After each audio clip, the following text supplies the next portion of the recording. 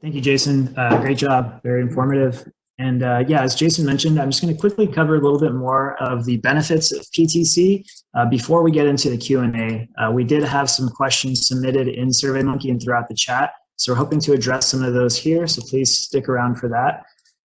Really quickly, some of the value of a PTC&C membership is we do offer occasional free training seminars, which is a benefit to the members. We also offer discounted workshops and conferences. And once this whole COVID-19 thing kind of subsides, we also hope to offer more in-person events to offer opportunities for networking with other HR professionals.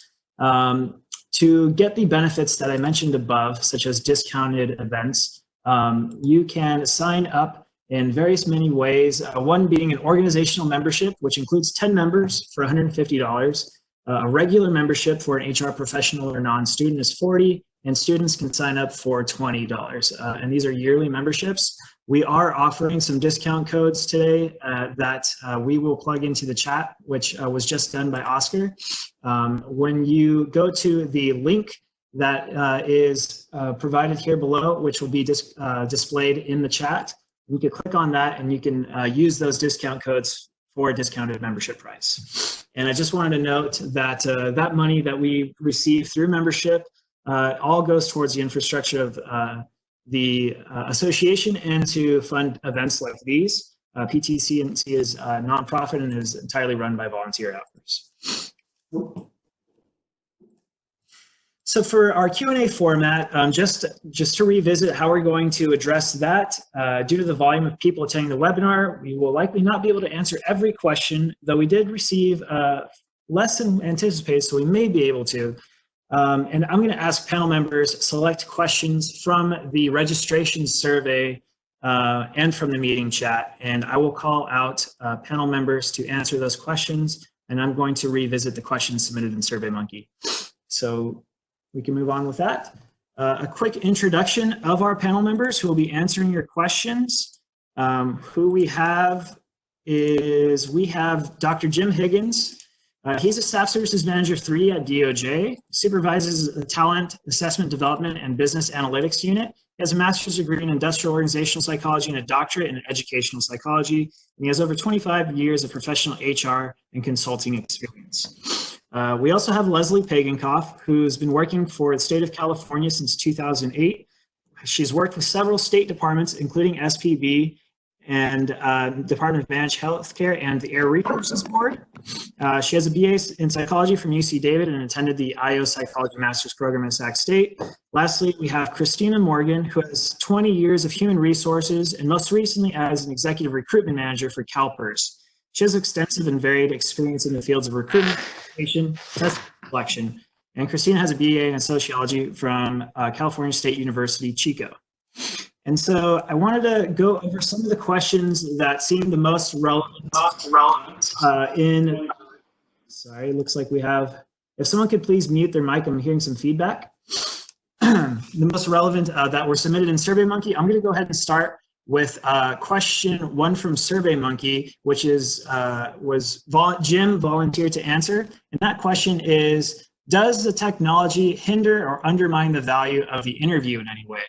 So Jim Higgins, if you wanted to go ahead and address that question, I'd be appreciated.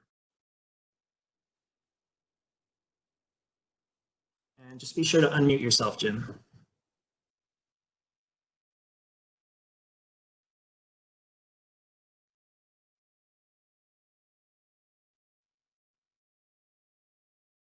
We'll give Jim one more minute here, and if not, we'll move on to another question. Okay, we'll go on and move on to the next question, which is directed towards Leslie Pagankoff. And that question is, there are varying opinions on whether raters should provide individual ratings, consensus ratings, or some hybrid approach. If you would have the rater interaction discussion, how would you handle this with remote interviews? And that question is directed to Leslie Pagankoff. Yeah, George, can you hear me? Yes, yes, I can. Just wanted to make sure. Yeah, so just, I know this wasn't necessarily part of the question, but in my opinion, I actually prefer having raters discuss what their opinion is that the score should be and trying to come to a close consensus, but I don't think that, you know, people need to have the exact same rating. I think that's why we have a variety of panel members, and that those variety of ratings is useful. But getting at the actual question, we actually did something similar to this. We did a second interview for someone that we hired recently, and it was done completely remotely. All of us were, I think, at home. So what I think in terms of like assigning actual ratings, I think that whoever is running the interview should send out the scoring criteria to their panel members, reminding them of security and to be careful and to control who sees that, and that it's not, you know, any printed copies are either shredded or anything like that, to maintain the security of the actual scoring criteria. After the candidate has completed the interview, the panel members can either stay on the video conference afterwards or even go through a separate link and have your discussion through video conference.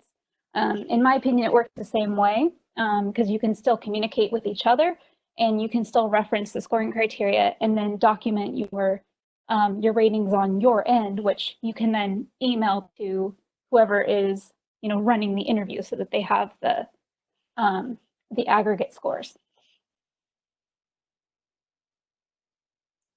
Great, thank you, Leslie.